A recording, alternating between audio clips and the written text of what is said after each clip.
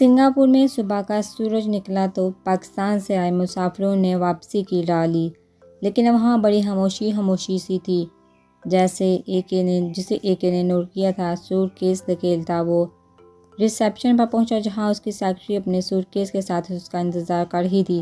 سارے بل کلیئر ہو گئے سر، چلیں۔ اسے دیکھتے ہی سیکرٹری نے کہا ہے اسد وانی اور اس کی سیکرٹری کو بھی انفارم کر دو، ان کی بھی فلائٹ ہوگی۔ موبائل چیک کرتا اے کے مصروف سے انداز میں بولا، وہ دونوں تو رات میں ہی چلی گئی تھی، کہاں گئی ہیں یہ نہیں پتا، سیکرٹری نے اسے آگاہ کیا۔ اوکے لیٹس گو۔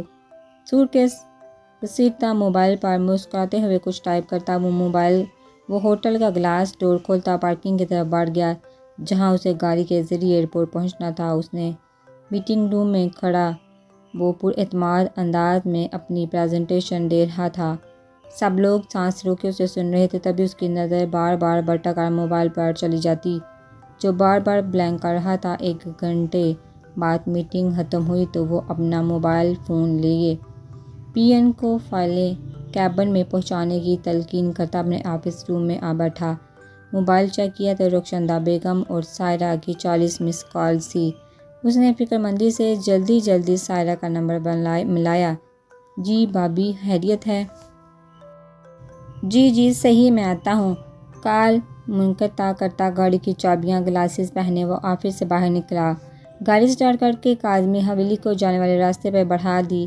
آدھے گھنٹے کی ریش ڈرائیو کرتے پہنچا تھا۔ اس کی گاڑی کے ہارن پر چوکیدار نے گیٹ کھولا تو اس کی گاڑی دھواں اڑاتی ایک جھٹکے سے رکی۔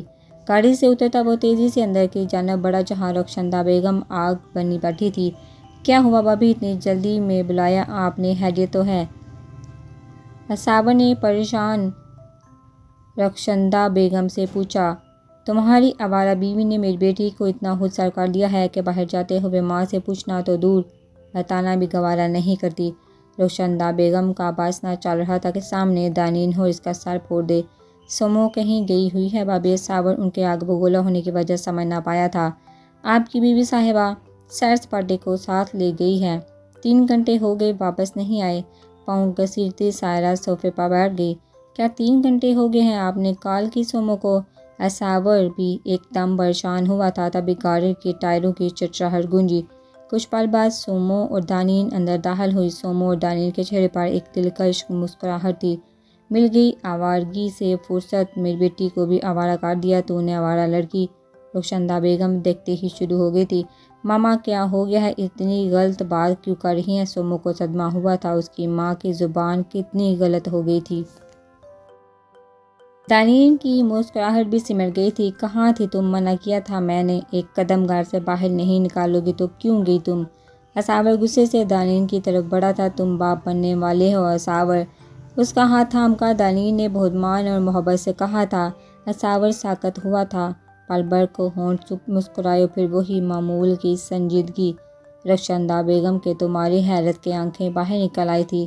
سائرہ ناگواری سے منہ بناتی تیزی سے ذہن میں کچھ تانے بانے بن رہی تھی۔ سومو نے اپنے چچا کو دیکھا کہ باپ بن کر چنگیز خان پگھل جائے، وہ کیا چیز تھا؟ بکواس کر رہی ہے چاچو، کچھ تانے بانے بنتی سائرہ کچھ فسادی سا سوچتے ہوئے ایک دم بولی۔ آپی یہ رپورٹس گواہ ہیں۔ سومو نے رپورٹس دکھائی۔ یہ بچہ سعدی کا ہے، سائرہ نے سب کے سروں پر دھماکہ کیا تھا۔ اصابر تیزی سے پلٹا تھا۔ سومو نے دکھ اور دانین نے صدمے سے اس کی طرف دیکھا۔ سائرہ زبان سنبھال کر، سعدی بھائی ہے میرا۔ دانین کی آنکھ سے آنسو نکلا تھا۔ سگا تو نہیں ہے نا؟ جیسے وہ چاچو کا کزن ہے ویسے ہی تمہارا بھی کزن ہے۔ سائرہ دل جلا رہی تھی اس کا۔ آپ خود بتائیں چاچو، سعدی سے ملنے آپ سے چھپ کر نہیں جاتی رہی، اور سوچے اس کو سزا ہو جائے گی، اس بات پر اس کے دل کو کیوں تکلیف ہو رہی ہے؟ سائرہ ایک کے بعد ایک پتا پھینک رہی تھی۔ اصابر تم میرے اور سعدی کے رشتے کی پاکیزگی کے گواہ ہو، تم کچھ بولتے کیوں نہیں؟ دانین نے اصابر کے بازو تھامے۔ دانین کی آنکھوں میں آس، امید، مان سب کچھ تھا۔ صحیح تو کہہ رہی ہے سائرہ، تمہارا کزن ہے وہ بھی، اور کزن بھائی نہیں ہوتا۔ دانین نے ایک دم اصابر کے بازو سے ہاتھ ہٹائے۔ وہ ساکت سی اسے دیکھے جا رہی تھی، آنسو سیلاب بن کر اس کی آنکھوں سے بہہ رہے تھے۔ کچھ تو خدا کا خوف کرے چاچو، سومو نے باقاعدہ ہاتھ جوڑے تھے۔ سومو تم جاؤ یہاں سے، تم نہیں سمجھتی، رخشندہ بیگم نے غصے سے کہا۔ سب سمجھتی ہوں میں، سب کچھ، آپ سب نے مجھ سے کیوں نہیں پوچھا میں سعدی کی اتنی طرفداری کیوں کرتی ہوں؟ اس دن پی سی ہوٹل کال کر کے سعدی کو وہاں سے چلے جانے کا میں نے کیوں کہا تھا؟ سومو روتے ہوئے چلا رہی تھی۔ صاحب نے بے یقینی سے اسے دیکھا۔ وہ تو سمجھا تھا یہ دانی نے کی ہے۔ صاحب نے دانین کو ہی کٹہرے میں کیوں کھڑا کیا؟ مجھ سے سوالات کیوں نہیں کیے گئے؟ ہاں، انصاف چاہیے تو انصاف کرنا بھی سیکھو۔ مگر افسوس، امان بائی کے علاوہ کاظمی ہون میں مخلصی نہ دیکھی میں نے۔ کہنا کیا چاہتی ہو تم سومو؟ صاحبہ نے اس کی طرف دیکھا۔ محبت کرتی ہوں میں سعدی سے، اور اتنی محبت کہ وہ جو کہے میں آنکھیں بند کر کے مان لوں، اس طرح ٹکے ٹکے کے لوگوں کی باتوں پر کان نہ دھروں۔ میری محبت بچپن کی نہیں، کچھ سال ہی پرانی ہے، مگر آپ کی برسوں پرانی کھوکھلی محبت سے بہت مضبوط ہے۔ سومو کے لہجہ آنسو سے بھرا مگر مضبوط تھا۔ سومو، وہ قاتل ہے، تمہارے بھائی کا سائرہ بھی چلائی تھی۔ سننا نہیں، اتنی محبت کرتی ہوں میں اسے کہ ٹکے ٹکے کے لوگوں کی باتوں کو سیریس نہیں لیتی۔ سومو نے حقارت سے سائرہ کی طرف دیکھا۔ سائرہ کو تو گویا آگ ہی لگ گئی تھی۔ پھٹے منہ تیری اس محبت کا جو میرے بیٹے کے قاتل سے ہے تجھے۔ رخشندہ بیگم نے ایک زوردار تھپڑ سومو کو مارا۔ وہ لڑکھڑا کر فرش پر گری تھی۔ چاہے تمہیں اس سے محبت ہو سومو، پر پھر بھی مجھ پر اس کا قتل فرض ہے۔ اس کی سانسیں میرے ہاتھوں ہی ختم ہوگی، آئی سویر۔ اصابر صفاقی سے بولا، اور میں اسے بچا لوں گی، آپ کی قسم اصابر کاظمی۔ سومو نے زخمی مسکراہٹ کے ساتھ سارے لحاظ بالائے طاق رکھے۔ مرے ہوئے سے اتنی محبت کہ زندہ کو جلا دیتے ہو اصابر کاظمی، کمال کرتے ہو۔ سومو کو سہارا دے کے اٹھتے دانین دکھی لہجے میں بولی، اسے چھوڑو بی بی، اس گناہ کی پوٹلی کا کچھ کرو۔ قاتل کی اولاد اس گھر میں نہیں پلے گی۔ سائرہ اپنی براس نکال رہی تھی۔ اصاور کی اولاد ہے یہ، دانین تیزی سے بولی۔ نہیں ہے یہ اصاور کی اولاد، سمجھی تم؟ رخشندہ بیگم بھی اسی تیزی سے بولی۔ آپ کو پتہ ہے اصاور کے جانے کا کاظمی حویلی کو بہت نقصان ہوا۔ دانین نے افسوس سے گردن ہلائی۔ کاظمیوں کا ونش آگے نہ بڑھ پائے گا کیونکہ وہ اکیلا مرد تھا۔ اس کے بعد تو کوئی مرد بچا نہیں، اور نہ مردوں سے نسلیں نہیں چلتی۔ دانین نے جلا دینے والی مسکراہٹ اصاور کی طرف اچھالی۔ دانین، اصاور نے تھپڑ مارنے کو ہاتھ اٹھایا ہی تھا کہ ہاتھ ہوا میں ہی رک گیا۔ انصاف چاہنے والوں، for your kind information, women violence is crime. ابھی پولیس کو بلا لوں گی۔ 3-4 ماہ کو اندر نام، پیشہ، شہرت، سب پھر ٹائیں ٹائیں فش۔ لوگ ہنسیں گے کہ دیکھو کیسا بندہ ہے، دکھتا کچھ اور ہے کچھ اور۔ سومو نے اس کا ہاتھ پکڑ کر جھٹکا تھا۔ اصابر نے حیرانی سے اپنی لاڈلی کو دیکھا تھا۔ چلو دانین کا ہاتھ تھامے سومو کمرے میں چلی گئی۔ سائرہ کا تو غصے سے برا حال تھا۔ سومو کے آج کے رویے نے اصابر کو تو صدمہ لگا دیا تھا، اور رخشندہ بیگم سوچ رہی تھی اگر قتل واجب ہوتا تو وہ دانین کا پتہ صاف کرتی۔ ماں، میں نے کہا بتائیے اینا کہاں ہے؟ وہ جب سے لوٹی تھی اینا کو ڈھونڈ کر تھک گئی تھی، مگر وہ نہ ملی۔ بیٹا، آپ کیوں انٹرفیئر کر رہی ہو اس کی لائف میں؟ اس نے جہاں جانا تھا چلی گئی، بات ختم۔ اس کا باپ اسے سمجھاتے ہوئے بولا، مگر وہ سمجھنے والوں میں سے نہ تھی۔ جب میں نے کہا تھا اسے روم سے باہر مت نکالیے گا تو کس نے نکالا؟ اس کا غصہ شانت ہونے کو نہ تھا۔ میں نے نکالا اور بھگا دیا اسے۔ آؤ مارو مجھے، اپنی ماں کو۔ اس کی ماں آنسو صاف کرتے بولی، اناف۔ مینا نے ایک زوردار ٹھوکر صوفے کو ماری تھی۔ پاؤں میں درد کی شدید لہر اٹھی تھی، مگر درد پر غصہ غالب آ گیا۔ بیٹا، ٹھنڈے دماغ سے سوچو، وہ بہن ہے تمہاری، وہ اچھی زندگی اپنے شوہر کے ساتھ گزارے تو تمہیں خوشی ہونی چاہیے۔ باڑ میں گئی خوشی، کسی سے بھی کرتی، بس محبت کر کے شادی نہ کرتی تو بہت خوشی ہوتی مجھے، لیکن لو میرج مائی فٹ۔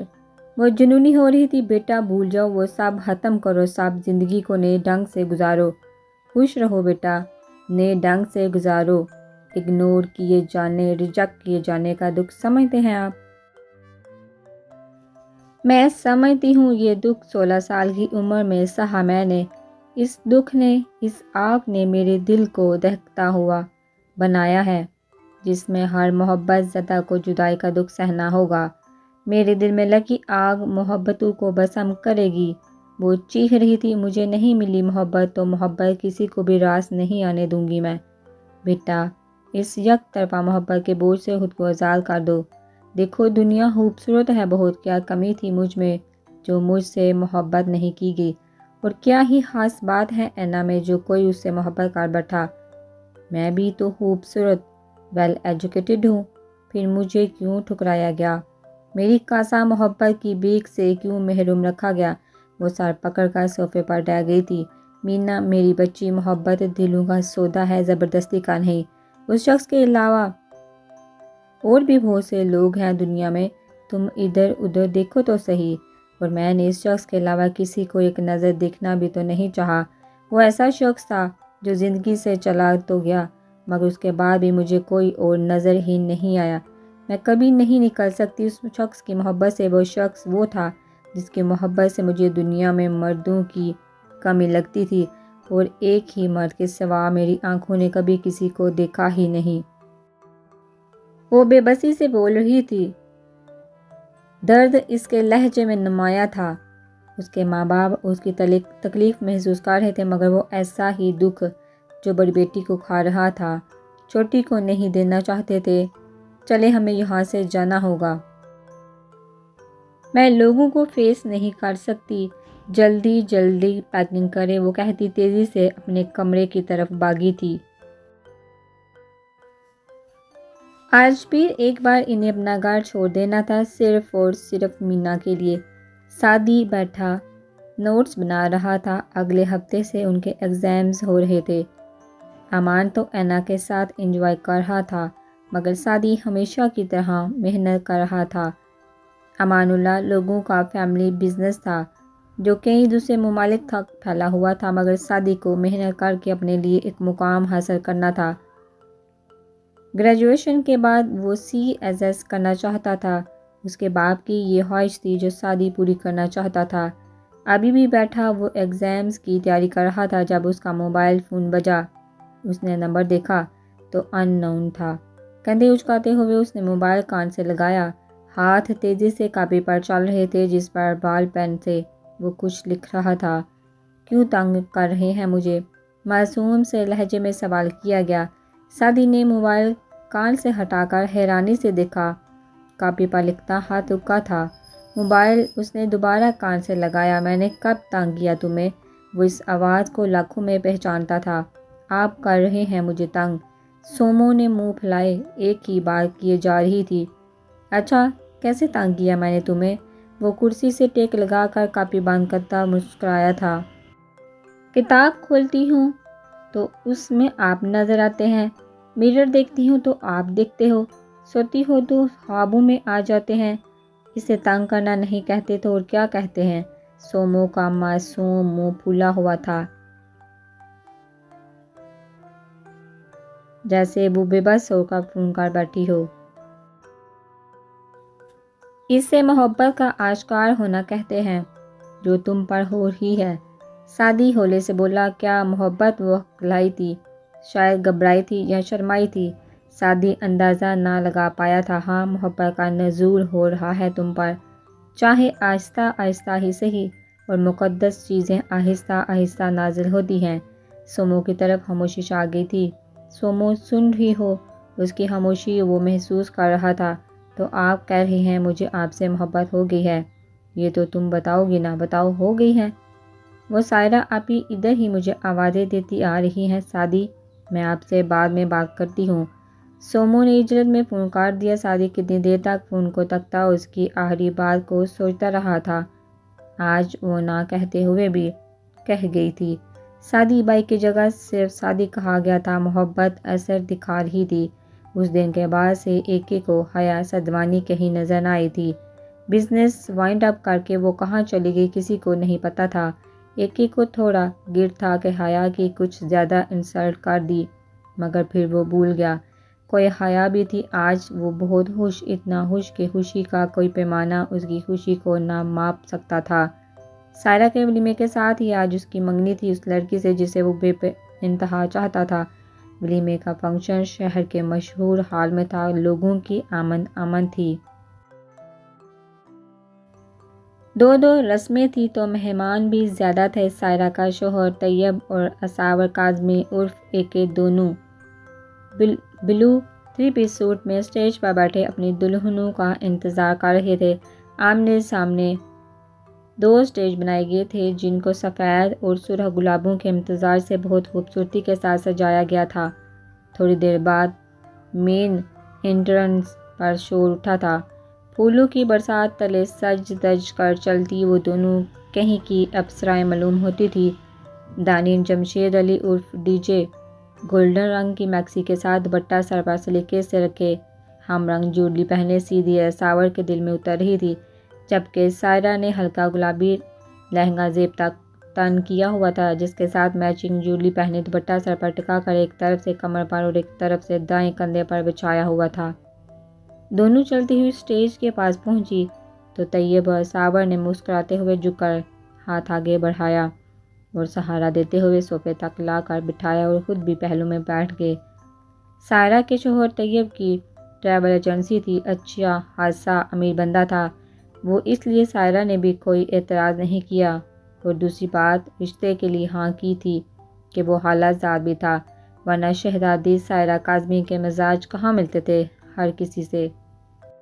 سب بہت خوش تھے، خوشی سب کے چہروں سے جھلک رہی تھی۔ امان سب کی تصویریں اتار رہا تھا، جبکہ صادقہ فون صرف سومو کے گرد گھوم رہا تھا جسے وہ اچھے سے نوٹ کر رہی تھی۔